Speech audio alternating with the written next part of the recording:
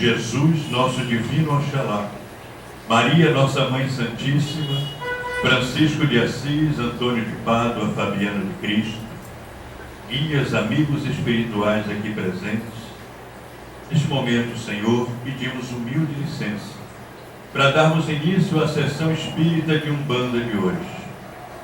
Pai amado, que pela força do amor do Cristo se irradie sobre este templo os eflúvios de energias positivas que possam, Senhor, manipulado pelos amigos da espiritualidade, servirem de alento à nossa caminhada, confortando nossa vida, consolando nossas dores, curando nossas feridas. Senhor, que a gira de hoje transcorra para a Tua glória, que é a caridade realizada em direção a todos os irmãos dos dois lados da vida que caminham sob o peso do sofrimento e da dor. Ó Pai, que nós médiuns e todos aqueles que aqui estão possam nessa noite sermos beneficiados através da nossa fé pela Tua misericórdia. Que os mentores, guias e amigos da espiritualidade, em Teu nome, tragam às nossas vidas a paz, a libertação e a alegria. Por isso, Pai amado, em Teu nome, em nome de Jesus e de Maria, em nome do caboclo Ventania de Aruanda, damos início à gira de hoje. Sejam todos bem-vindos ao Templo Espiritualista do Cruzeiro da Luz. Para mais esse dia, mais um sábado, que nos reunimos em volta de um bem maior. Esse bem maior é Deus. Todo templo religioso, seja ele qual for, ele tem como finalidade religar o homem com Deus. Por isso é religião. Religião é uma palavra que vem do latim religare, quer dizer religar. Então, quando uma agremiação, um grupo religioso, filosófico, diz: eu sou uma religião, peraí, vamos ver. Sua finalidade qual é? É religar a criatura com o Criador, o homem com Deus? Então é uma religião. Quando perguntaram a Allan Kardec, o Espiritismo é uma religião? O que ele respondeu? Não. O Espiritismo é um código filosófico, é uma filosofia. Agora, se essa filosofia servir para que você se religue com Deus, para você passa a ser uma religião. Então, nós estamos num templo de Umbanda espírita cristã. Portanto, num templo religioso, que tem como finalidade principal religar o homem com Deus. Como se faz isso? De forma simples, buscando conhecer a bússola desse caminho que se chama Evangelho. É a função dos mentores e guias da Umbanda. A Umbanda foi fundada, vai fazer agora em novembro, 105 anos de fundação. Foi fundada pelo caboclo das 7 encruzilhadas. Quando ele fundou a Umbanda, ele disse: eu estou fundando uma nova religião, cuja base é o Evangelho, o mentor maior, o Cristo. Então, a nova religião, isto é, um instrumento de religação com Deus. Base, Evangelho. Mentor maior, Jesus Cristo. Então, os guias espirituais que atuam na Umbanda têm como finalidade principal essa: nos ensinar o caminho, nos apontar o caminho, nos orientar pelo caminho, para que nós caminhemos com segurança em direção de um bem maior, que é a vivência daquilo que nós somos, filhos de Deus. É tão triste quando a gente vê ainda por aí transformarem a Umbanda em casa de macumba, em casa de consulta, em lugar onde as pessoas vão para resolver seus problemas utilitaristas, egoístas, sem nenhuma possibilidade de esclarecimento, de evangelização, de mudança de vida, de reforma íntima, como fala Allan Kardec. São processos de estagnação, onde as pessoas vivem na ignorância, Porque ninguém resolve o problema de ninguém. Isso é pura ilusão. Ilusão. Em cima das quais muita gente, é como você está num rio caudaloso, né, se afogando, aí você pega qualquer pedaço de pau que passa, você se agarra nele. Mas aquilo não é a sua solução, aquilo é temporário. É a mesma coisa. Quem resolve seu problema é você. Porque nós somos responsáveis por nós mesmos. É isso que Jesus ensina e é isso que a doutrina espírita ensina. A Leon Denis, grande, escritor espírita, diz: homem, tu és responsável pelo teu destino. O teu amanhã vai ser o fruto do que tu está plantando hoje. O que você está vivendo está com problemas? Quem não tem? Todo mundo tem. Porque o planeta Terra ainda é um planeta de purgação, onde a gente vem aqui resgatar dívidas e aprender, amadurecer. Por isso se diz que o planeta Terra é um planeta de provas e purgação. O que é prova? Quando você faz uma prova, é para quê? Para ver se você aprendeu a lição. Quando a gente tem problemas na vida, não é Deus castigando, não, que Deus não castiga ninguém. Deus é amor, Deus é Pai. É Deus deixando que a vida trabalhe a mim, a vocês, para que a gente crie, como diz Pai Ventania, segurança, cernis firme. Quando a gente tem problema, é a vida dizendo: quem é você? Você aprendeu? Quem é você? Você está pronto para encontrar felicidade ou ainda não está? Porque felizes todos nós seremos. Deus, quando nos criou, já nos condenou aqui a sermos felizes. Só que Deus nos deu uma coisa que se chama inteligência. A inteligência nos promove o livre-arbítrio. Deus não quer marionetes. Deus quer seres individualizados, capazes de amar. E ninguém ama obrigado. Deus poderia botar um mecanismo em nós e a gente dizer para ele: eu te amo, Deus, Deus, você te... Mas é só um marionete. Não, Deus não quer isso. Deus instruiu nosso ser espiritual com o dom do livre-arbítrio. Por isso eu dizia aquilo que Leon Denis falava: você é responsável por você. Nós vivemos num mundo, meus irmãos, num planeta que está num momento, como tudo no universo evolui, num momento de evolução. A passagem de planeta de purgação para planeta de regeneração. E esse momento é doloroso, é agreste, é um momento de prova. Aqueles espíritos que passarem na prova permanecerão num planeta novo, num planeta de amor, de fraternidade.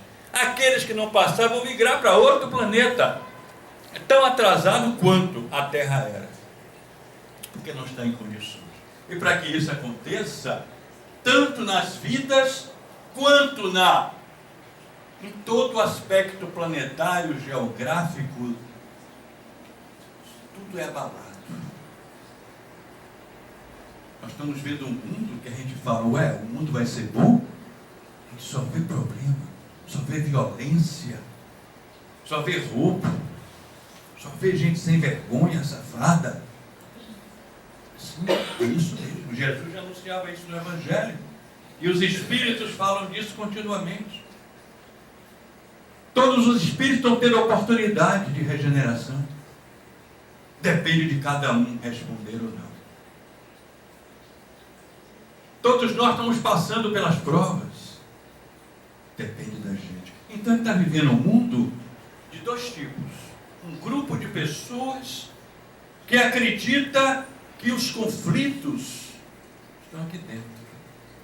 Se eu quero resolver o problema do conflito mundial, se eu quero resolver os problemas do sofrimento, eu tenho que resolver primeiro dentro de mim.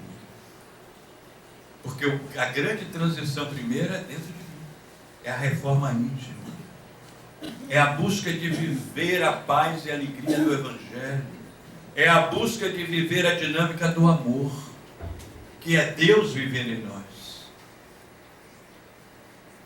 Então, eu tenho que resolver meus conflitos. Jesus diz, eu não vim trazer a paz, eu vim trazer a espada. Quer dizer, eu vim chamar vocês à luta, à briga. Que luta, que briga? A briga dentro de nós, entre o bem e o mal. Entre o que é espiritual e o que é mortal. É uma briga. Vai vencer quem? Depende. Não sabe a história, né, dos índios Navajo? Diziam assim, nós todos temos dentro de nós dois lobos. Um lobo bom e um lobo mau. E os dois estão brigando. Quem vai vencer? Aquele que você alimentar mais. Nós temos em nós o bem e o mal. Quem vai vencer? Aquele que você alimentar mais. Se você alimentar o lobo mau, seus instintos materiais, ruins, animalescos, com ódio, violência, briga, desordens, ciúmes, vinganças e egoísmos, você está alimentando o mal mesmo. Você vai ser uma pessoa profundamente infeliz. Porque o mal atrai o mal. A lei da afinidade é a lei universal. Agora, se você alimentar o bom, lobo, como? Trabalhando sua reforma interior, não culpando os outros pelas coisas, sendo humilde com você mesmo, dizer, eu sou capaz de errar, mas muito mais sou capaz de me levantar e aprender. Eu sou um filho de Deus, tudo que eu tenho, a minha vida e eu, depende dele, e eu sou feliz assim. Então, com certeza, a resposta energética do universo vai ser boa. Então vocês já sabem por que a gente sofre. É como um grande eco. Já viram eco? Já foram em lugar que tem eco? Se você gritar, Maria! O que é que o eco faz? Responde, Maria! A vida da gente é assim, diante das energias do universo. Vai responder de acordo com o que eu mandar. Se não está, se a gente está sofrendo, se a gente está com problemas sérios, então vamos ver que é que a gente está mandando. Vamos mudar. Só se reforma íntima. Ninguém está sofrendo por causa de ninguém, não. Isso é mentira, é balela. Isso se chama, de acordo com os psicólogos espíritas, transferência, máscara que a gente coloca. Ah, eu estou assim por causa dela. Foi ela que fez macumba para mim. Foi ela que me difamou. Foi ela, foi a vizinha, foi a mãe, foi a pai, foi o tio. Ninguém é capaz de nos fazer mal se nós não permitirmos. Agora, se abrirmos a afinidade, é lógico, vem o que se chama goécia. Então nós temos que ter humildade de olhar para a gente e dizer, o mal que me acontece é fruto de mim mesmo. A semente que eu plantei foi essa. Jesus diz isso no Evangelho, não diz? Como vocês querem colher uvas se vocês plantaram espinhos? Você vai colher o que você plantou. Já viu alguém plantar semente de espinho e nascer barreira de uva? Então a primeira humildade é de olhar para a gente mesmo e dizer, eu sou um simples aprendiz, cheio de inferioridades, ter humildade. E quanta gente orgulhosa existe por aí. Mascarada, porque é máscara. Você olha bem logo que é máscara. Temos gostosonas e gostosões, né? Cheios de direitos, deveres, nem pensar, mas direitos, acusando todo mundo, porque está passando pelos direitos dele ou dela. Está cheio de gente assim.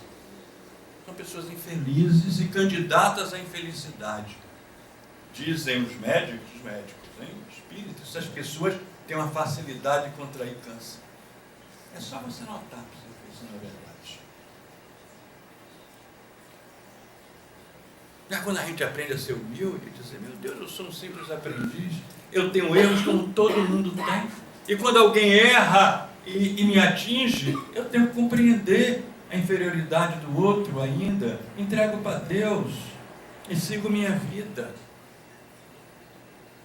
Mas não, a gente tem necessidade de ficar olhando para trás e aí diz os chineses, né? Quando você aponta o dedo para alguém, esquece que tem 3 apontando para você. É isso.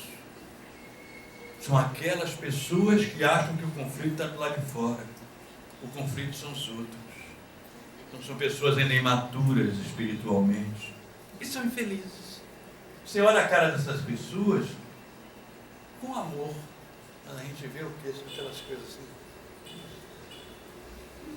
Eu digo sempre que tem pessoas que parecem que passam titica de galinha assim no bigode, né? Aí quando eu vejo essas pessoas, eu digo, coitadinha, será que ela sabe que não vai demorar muito? Isso aí está cheio de verme comendo, tudo podre. Porque são pessoas infelizes, cegas. A gente tem que pedir a Jesus, aos espíritos, aos amigos da espiritualidade, Senhor, que eu enxergue, que eu veja, que eu me veja, que eu me ame. Porque eu só vou me amar se eu me conhecer. Eu fujo de mim. Eu sempre falo para as pessoas, eu brinco, né? Olha, se você não se aguenta ficar com você mesmo, imagina os outros. A gente tem que aprender a se amar, a gostar da gente. Mas não de uma máscara que a gente cria, da nossa realidade. Sou fraco, eu erro. O problema da nossa evolução, a nossa fé em Deus, está marcada, não é por errar ou não errar, não. É pela capacidade de se levantar. Caia 10.000 vezes, levante 10.000 vezes. Isso é fé. É confiança no amor que Deus lhe tem. Agora, aqueles que erram, caem, continuam no chão, ainda se desculpando, aí vem o desculpismo. A culpa não foi minha, eu caí porque tinha uma casca de banana. Eu caí porque a vizinha me empurrou. Eu caí porque eu fui fraco. Mas Deus me ama e eu me levanto e continuo a caminhar. E por isso eu sou feliz. Hoje, meus irmãos, o Cruzeiro da Luz tem uma alegria, né, de comemorar, vibrar Francisco de Assis. Francisco de Assis, ele é o padroeiro, né, do nosso templo. É sob a vocação e a mensagem franciscana que os guias espirituais, caboclos, pretos velhos, crianças, exus, mentores de cura, trabalham nesse templo. Nosso grande mentor, chefe de cura dessa casa, foi Fabiano de Cristo, é franciscano. E o dia de Francisco de Assis não pode passar desapercebido. Quem é Francisco de Assis? Quem foi? Ele é um espírito luminar, que passou pelo mundo como um cometa, deixando uma luminosidade que desde a Idade Média até hoje ainda brilha. Francisco de Assis, que viveu na Igreja Católica, espalhou sua luz para além das barreiras da Igreja Católica. Budismo, hinduísmo, espiritismo, umbanda, protestantismo, fala sobre Francisco de Assis. Porque ele viveu intensamente o que? O amor e a vida de Jesus. Olhar Francisco é olhar Jesus. Francisco é a mensagem de Jesus viva.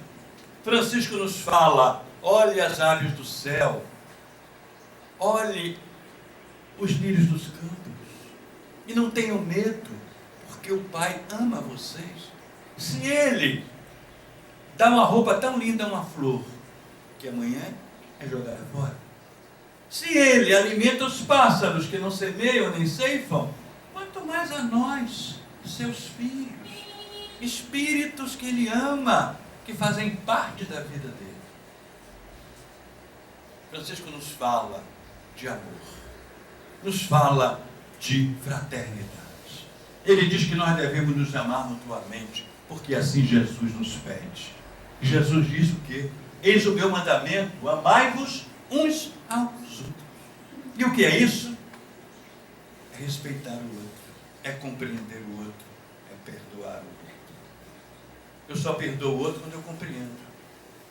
E para isso é preciso o quê? Que eu me ame primeiro.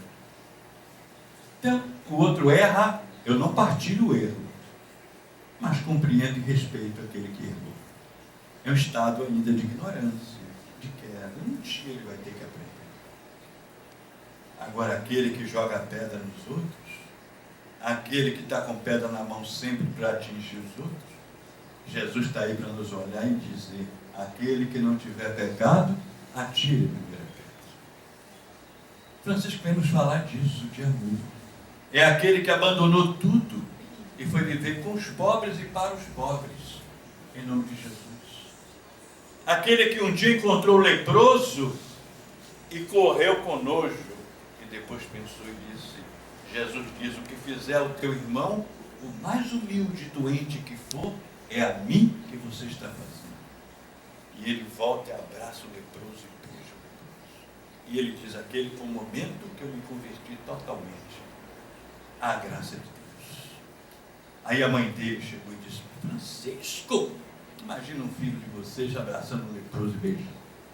Como é que você faz isso, Francisco, beijar um leproso? Ele disse: mamãe, leprosos todos nós somos, porque todos nós somos doentes da alma. Só que nesses irmãos, a lepra aparece no corpo físico. Em nós, não aparece. Mas nós, às vezes, somos mais leprosos do que eles. Isso é Francisco de Assis, nos convidando ao amor, à fraternidade, ao respeito, ao carinho, a uma vida de paz e de alegria. Pax et bonum, era como ele dizia, e saudava a todos. Então hoje, essa casa se volta para Francisco e diz: Francisco querido, olha por nós, que a tua bênção, a tua mensagem se espalhe nessa casa, trazendo o bom odor, o perfume da cura, do consolo, da ajuda, do desejo de crescer, de ser feliz, de sair dessa vidinha medíocre, para termos uma vida onde nossos olhos, nossos lábios sorriam, possam sorrir, porque a paz de Jesus passou a habitar em nossos corações. Então voltemos a Francisco hoje e peçamos a Ele que nos ajude a vivenciar aquilo que, através daquela prece magnífica, Ele pede ao Pai. Que sejamos instrumentos da paz de Deus. E é o momento de cada um de nós fazer exame de consciência. Eu sou instrumento da paz ou instrumento da guerra, do ódio, da vingança? Então é hora de pedir a Deus que transforme nossos corações, para que possamos ser felizes.